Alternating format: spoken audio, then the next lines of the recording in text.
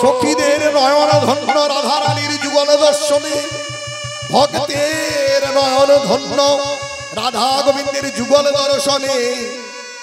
তাই ললিতা বিশাখা বলছে যতক্ষণ অন্ধকার থাকবে ততক্ষণ রায় কান অঙ্গে অঙ্গ দিয়ে জরাজরি হয়ে শয়নে থাকবে।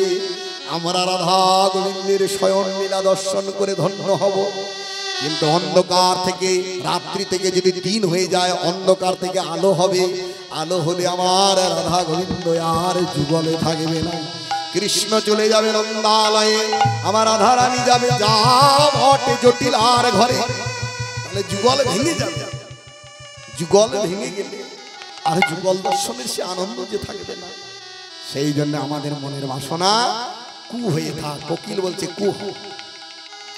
আবার তত্ত্ব দৃষ্টিতে দিনের বেলা কাদের ভালো লাগে? দিনের বেলা ভালো লাগে আমাদের। কেন ভালো লাগে? দিনের বেলায় সবাইকে দেখতে পাবো, সব দেখবো, খাবো, ঘুরে বেড়াবো, আনন্দ করবো, মজবুত করবো দিনের বেলায়। রাত্রিবেলা কাদের ভালো লাগে? যারা সাধক। কারণ দিনের বেলায় যখন সবাই জাগে, খুব মন দিয়ে শুনবেন, দিনের বেলায় আমরা জাগি, রাতের বেলায় সাধক জাগে। কি বাবা? কারণ দিনের বেলায় সাধনা হবে। একটা সাধক যদি ওই নিম গাছের তলায় এসে বসে থাকে, খানিকক্ষণ ধ্যান করবো, তার তো বাস 100 জন গিয়ে একবারে হই হুল্লোড় করে দেবে, বাবা এসেছে রে সাধু বাবা। আবার ওই সাধু বাবা যদি রাত 12টার সময় নিম গাছের তলায় বসে থাকে, কেউ থাকে না। তাই সাধন ভজন কখন? এবং যারা বিদ্যার্থী পড়াশোনা করে, লক্ষ্য করে দেখবেন, আমরা পড়াশোনা করেছি, আপনারাও করেছেন। দিনের বেলায় যেভাবে পড়া মুখস্থ হয় তার তুলনায় রাত্রিবেলায় অনেক বেশি বেশি পড়াশোনা হয়। অনেক বুদ্ধিমান ছেলে থাকে, দিনের বেলায় ঘুরে বেড়ায়, আপনি ভাববেন পড়ছেন না। কারণ দিনের বেলায় যদি আপনি একটা পড়া মুখস্থ করতে 1 ঘন্টা লাগে, রাত্রিবেলায় নির্জন পরিবেশে অন্তত 8 ঘন্টায় হয়ে যায়। নিতাই গৌর হরি বল, হরি হরি বল। তাই দ্রাক্ষা ডালে এবার কোকিল ডাকছে কুহু বলে, আর কে ডাকছে? আমরে কোকিল ডাকে, কদম্বে ময়ূর, কদম্বে বসে এবার ময়ূর কি বলে ডাকছে?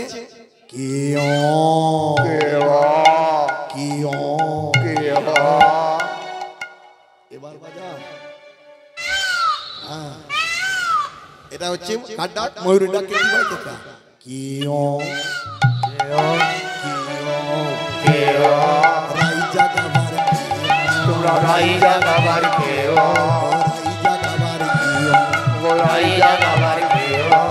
জাগাতে হলে আমি জাগাবো,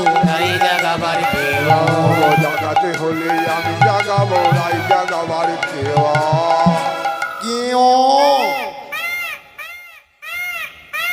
ময়ূর ডাকছে, বলছে কোকিল কুহু কুহু করছে, ময়ূর এগিয়ে গিয়ে বলছে তুই ডাকছিস কেন? এবার জাগাবার জন্য। দেখুন, ভজনের জন্য অনেকে, ঠাকুরের ভজনের জন্য কিন্তু অনেকের কম্পিটিশন হয়, প্রতিযোগিতা হয় না সেবা করার জন্য।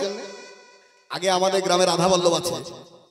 আমাদের গ্রামে রাধা বল্লভ দীর্ঘদিন থেকে সেবা চলছে রাধা বল্লভের। যেমন আমাদের রশিরাজে সেবা হয়, আমাদের গ্রামে তেমন সেবা হয়। অনেক শরীর আছে, তারা সেবা করে। তা ভগবান রাধা বল্লভ এই দোল পূর্ণিমার ৫ম দোলে কিন্তু উনি বের হন। আর রাধা গোবিন্দকে কোলে করে নিয়ে গোটা গ্রাম সন্ধ্যেবেলায় বেরিয়ে সারা রাত ঘোরানো হয়। যারা দর্শন বা যারা স্পর্শ করতে পায় না, সেদিন কিন্তু সবাই স্পর্শ করে রাধা গোবিন্দের গায়ে ফাঁক ছিটায়, এরকম হয়। আমি যখন ছোট অবস্থা, তখন আমাদের যারা বড় তারা সেই রাধা বল্লভকে নিয়ে নাচাতো। মানে সবাই সুযোগ পাওয়ার জন্য সবাই লাইন দিত, আমি এবছর আমি নেবো, আমি নেবো, এরকম বিরাট ব্যাপার সে রাধা বল্লভ পাওয়া। আমার ভাগ্যে কিন্তু হয় না, বুঝলেন। প্রতি বছরই যাবো যে তুই এত ছোট্ট পড়া, এত রাধা বল্লভ পোয়েট ভারী, এক্ষুনি কিছু হয়ে যাবে বাবা, তোমাকে নিতে হবে। আমার মনে খুব দুঃখ। আর একটু পাল্লা পাড়া ছিল, ছোট খেতাম না হয়তো, তো আমাকে কিছুতেই দেয় না। মাধ্যমিক পরীক্ষা দেবো, সেইবার কিন্তু আমি জোরাজুরি করলাম খুব। তার আগে আমি বললাম যে ঠাকুর আমাকে একটু মোটাসোটা করে দাও না, আমাকে আমার চেহারা দেখে আমাকে ঠাকুর দিচ্ছেই না।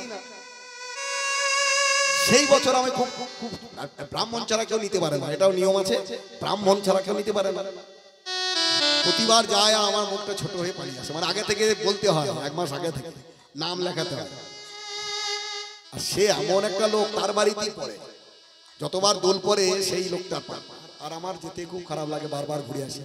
আর আমরা শুনেছি তখন গানের জগতে না থাকলেও শুনেছি একবার তাকে নিয়ে, সত্যি কথাই তো, অত তো জানি না তখন গান বুদ্ধি ছিল না, একবার তাকে কোলে করে নিয়ে নৃত্য করার যে আনন্দ, অফুরন্ত সে আনন্দ, সে আনন্দ পরমানন্দ।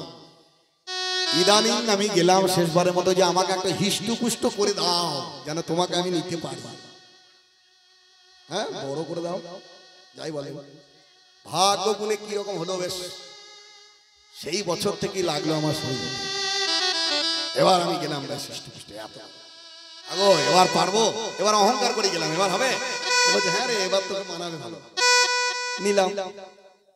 তো ভগবানকে নিয়ে তো করলাম, ওই যে ভগবানকে নিয়ে আমার উপকার হলো, ওই যে একবার কোলে করে নিয়ে নৃত্য করেছিলাম, সেই দিন থেকে মনে হলো প্রভু তোমার সেবাটা যেন আমি জীবনের শেষ লগ্ন করতে পারি। আজকে এমন শক্তি উনি আমাকে দিলেন, সে ভগবানের রূপের বর্ণনা, ভগবানের লীলার বর্ণনা করার সুযোগ আপনাদেরকে পাই পেলাম। তাই জাগাবার জন্য, নেওয়ার জন্য, ভগবানের সেবা করার জন্য অনেকের প্রতিযোগিতা থাকে, ঠিক তেমনি জাগাবার জন্য বলছে তুকে যদি জাগাত হয় আমি জাগাবো। দুজনে মেয়েদের যখন ঝগড়া লেগেছে, এবার দাঁড়িয়ে বসিয়া কিরো বলয়ে মধুর, কির মানে বা ঘুঘু, ঘুঘু বলছে গোল করো না, গোল করো না, গোল করো না, গোল করো না, রাধা গোবিন্দ ঘুমায়ে আছে এই সময়, গোল করো না, রাধা গোবিন্দ ঘুমায়েছি দূর তোমরা গোল করো না। রাধা গোল করো না মানে ঝগড়া করো না, রাধা গোবিন্দ ঘুমিয়ে আছে, তোমাদের দুজনের ঝগড়াতে সব লন্ডভন্ড হয়ে যাবে। রাখা ডালে বসে ডাকি কপোত কপতি, গৌর হরি বল।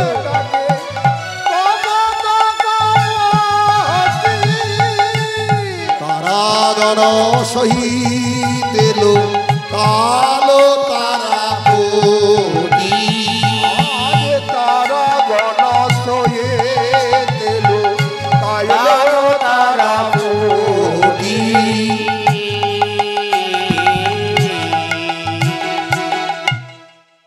তারাগণ সহিত এলো কালো তারাপতি, তারাপতি মানে চন্দ্র লুকিয়ে গেছে, তাই তো, তারাদের অধীশ্বর পতি। তো রাক্ষা ডালে বসে কপত কি বলছে, কপত বলে কপতি, কপত বলে কপতি, কপত বলে কপতি, বলে কপত বলে কপতি, রাধা সতীর কপতি, তোমার রাধা সতীর কপতি, ঘরে পতি আর বাহিরে পতি, রাধা সতীর কপতি, ঘরে পতি আর বাইরে পতি, রাধা সতীর কপতি। কপত কপতিকে বলছে, কপত হচ্ছে পুরুষ স্বামী আর কপতি হচ্ছে স্ত্রী।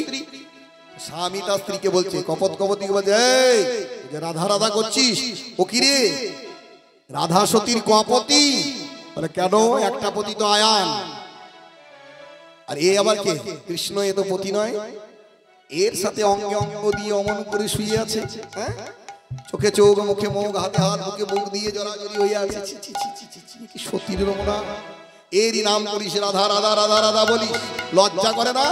একজন অসতী যেই বলেছে রেগে গেছে, এই কবত মূর্খ, তোর কোনো জ্ঞানই নাই, জানিস রাধার কৃষ্ণ অভেদ, যে রাধা সেই কৃষ্ণ, রাধা হচ্ছে শ্রীকৃষ্ণের বামাঙ্গিনী, বাম অঙ্গের অধিকার, কৃষ্ণ হচ্ছে দক্ষিণ অঙ্গ। প্রথম কথা হচ্ছে একই তো, যে রাধা সেই কৃষ্ণ, তাহলে সেই যদি হয় তাহলে প্রকৃতি প্রকৃতি হয়ে যদি মিলন হয়, প্রকৃতি প্রকৃতি সঙ্গলাভ করে, তাহলে সেখানে কামনা জাগে না? আবার পুরুষ পুরুষের যদি সঙ্গলাভ করে তাতেও কামনা জাগে না? জাগে? জাগে না? পুরুষের সঙ্গে আপনার পাশে যদি একটা পুরুষ থাকে তাহলে এতে আপনার কোনো রকমের সমস্যা হওয়া উচিত নয়, আবার একটা স্ত্রীর পাশে, একটা নারীর পাশে যদি একটা নারী থাকে তাতে তার মধ্যে কোনো রকমের আবেগ আসা উচিত হবে না, কামনা বাসনা জাগে না। তদ্রূপ প্রকৃতি হইয়া করো প্রকৃতি সঙ্গ, দিনে দিনে বাড়িবে প্রেমের তরঙ্গ। সেই জন্য সাধুগুরু বৈষ্ণবে বলে যে আমরা দুজনে, পুরুষ এবং প্রকৃতি, স্বামী স্ত্রী দুজনেই নিজেকে প্রকৃতি ভাবি, তবেই গোবিন্দ সেবা হয়। এটাই গৌর হরি বল, হরি বল। তাহলে একই। আর দ্বিতীয়ত যদি বলিস যে এরা পর পুরুষ পর নারী, তাহলে ভুল, কারণ ভান্ডির বনে প্রথমে বিয়ে দিয়ে দিয়েছিল ব্রহ্মা, খুব শিশু অবস্থায় রাধা রানীর সাথে শ্রীকৃষ্ণের বিবাহ দিয়ে দিয়েছিল ব্রহ্মা, বুঝলেন? সেখানে বিয়ে হয়ে গেছিল, তাই যদি বাস্তব দৃষ্টিতে দেখি তাহলে রাধা আর কৃষ্ণ কিন্তু পরনারী পরস্ত্রী নয়। কপট তখন বলছে, কপতি বলছে শোন, এই জগতে সতী কে জানিস?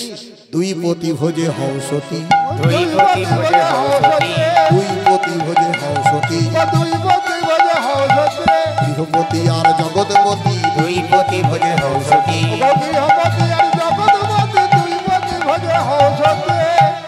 সতী হতে গেলে দুটি পতি ভজতে হবে।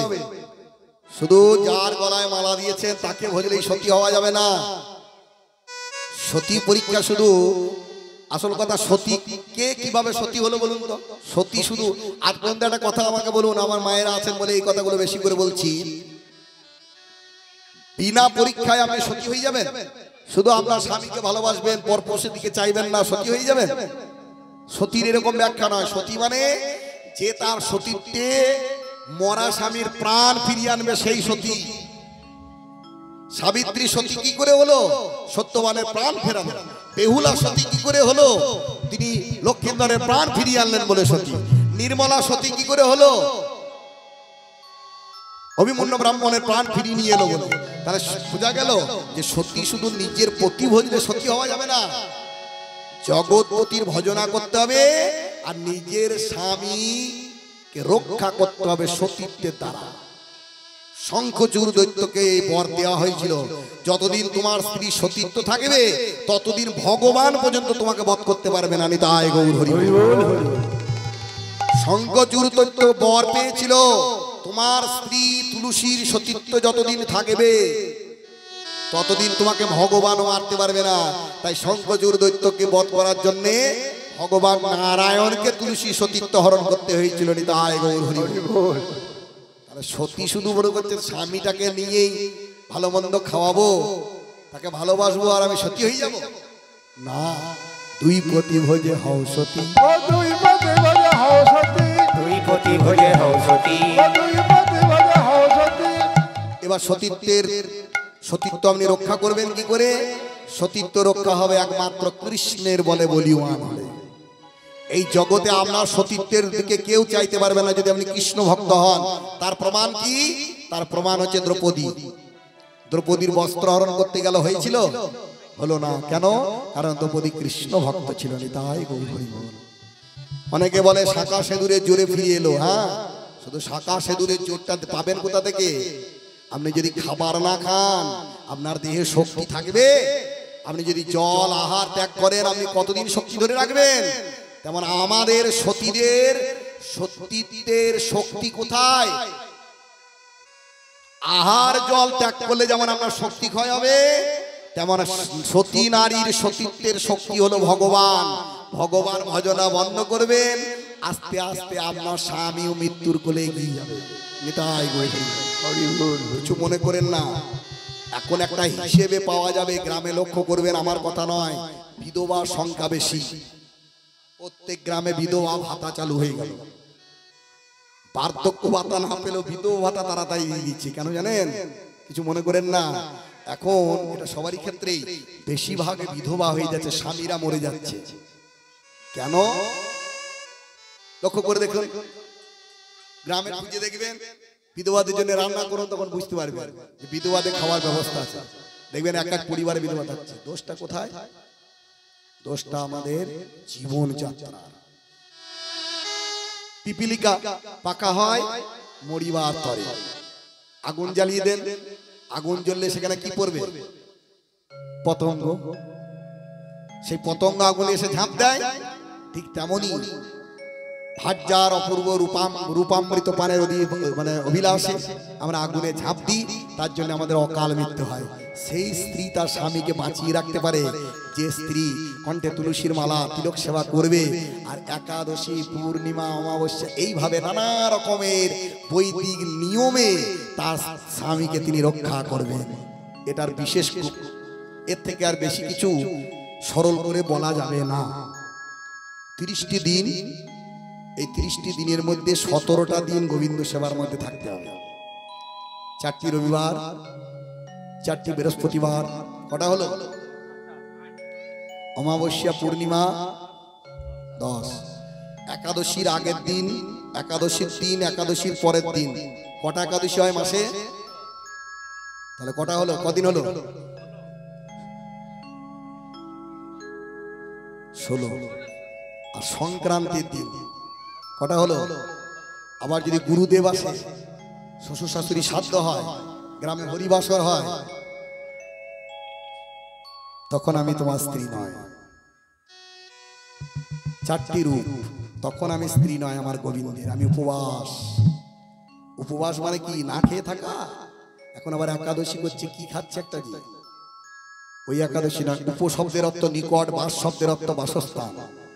উপ মানে নিকট। কার নিকটে? হে স্বামী, এই কটে দিন আমি তোমার স্ত্রী নয়, তুমি আমার স্বামী নয়, আমি জগৎ স্বামী রসিকেন্দ্র চূড়ামণি ভগবানের স্বামী। যদি হয় সে বুঝে যাবে যে আমি উপবাসে আছি, আমি ভজনে আছি, একাদশীতে আছি। সেই স্বামী আমার নার প্রতি কামনা দৃষ্টিতে দেবে না। যত আপনার প্রতি কামনা শূন্য হবে, স্বামীর আয়ু তত বাড়বে, আপনার সতীত্ব তত বাড়বে, রূপ লাবণ্য বাড়বে, সংসারে শান্তি বাড়বে। হৃদয় জয় রাধে।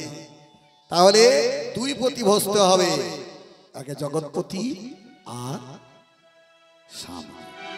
ঠিক আছে? প্রেম সে বলো রাধা রানী কি জয়। বেশ, এইভাবে নয়, এবার জাগতে তো হবে। এই বলে জাগাতে লাগলেন। একবার জাগো, একবার জাগো,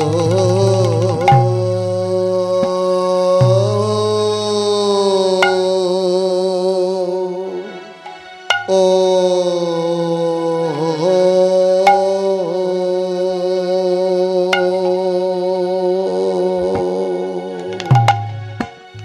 বৃষভালো,